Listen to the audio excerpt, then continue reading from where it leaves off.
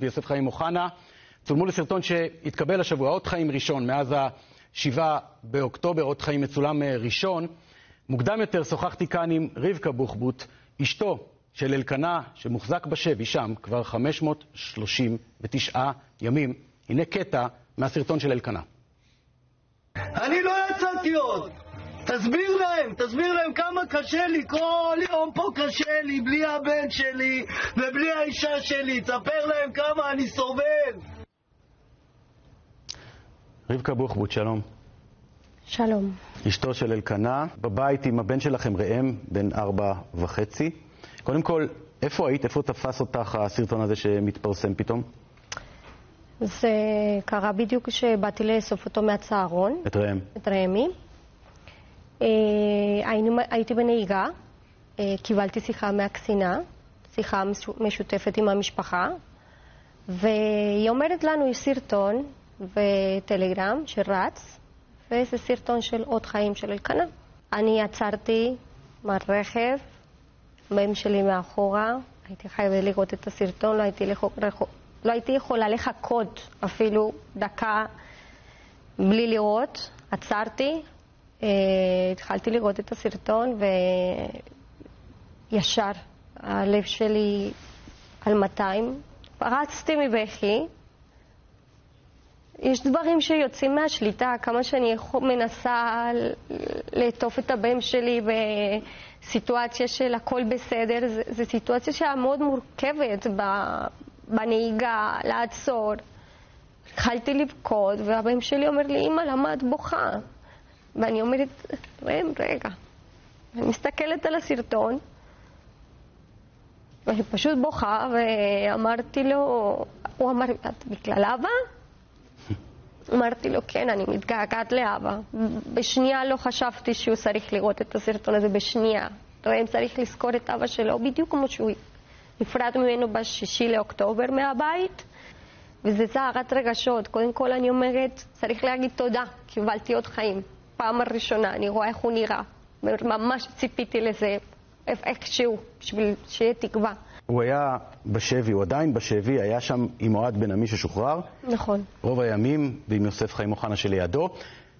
מה את מבינה על מה שעובר עליו שם, ממה שאוהד מספר לכם? תראה, זה מובן מאליו שהם לא שם במלון 5 כוכבים. הוא סיפר לנו בדיוק בשעות והכמויות של אוכל שהם מקבלים, אבל מילה אותי מתקווה שאוהד הביא לנו תקווה של קנאות בריא בנפש. אבל אוהד היה מבוגר בין שלושתם שהיו בסוף ביחד.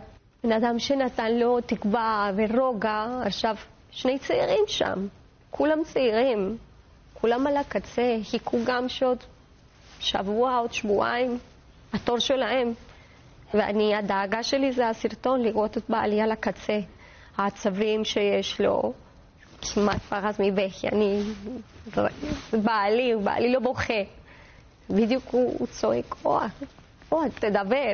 למרות שאנחנו מניחים שהכתיבו לו את הטקסט, או לפחות לא בדיוק בחר את המילים לומר. אני יכולה להגיד את מה שאני חושבת, וכמובן חמאס אמר להם מה להגיד. אבל הצעקה שהוא אומר שהוא רוצה לצאת והכאוס, זה לא משהו שאומרים לו או שגרמו לו להרגיש ככה. אני ראיתי מישהו בסיטואציה מאוד מאוד מורכבת, ושהוא על הקצה, נפשי. עד לפני חודשיים כמעט לא דיברת, בתקשורת הישראלית לפחות. נכון. למה לפני זה לא דיברת הרבה בתקשורת כאן? כי המליצו לנו גורמים, לא אומרת שמות, לא אומרת מי, לשמור עליו, פרופיל נמוך, ובסוף הוא נשאר מאחור. גורמים רשמיים של המדינה? חלק, כן. שאנחנו עושים חכם. נתנו לכם להבין שעדיף שלא תדברו. ומה את חושבת על זה בדיעבד?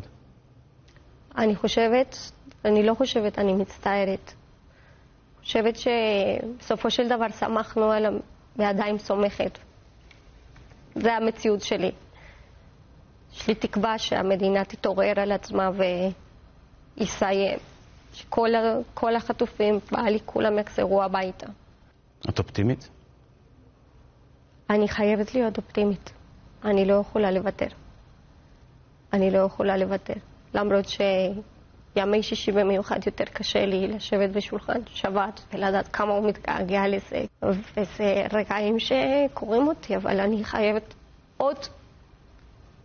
כל עוד אני יודעת שהוא בחיים, אני חייבת להיות אופטימית. כמה שזה קשה לי, ואני חייבת להאמין שזה יקרה. חייב לקרות. אמן. אמן.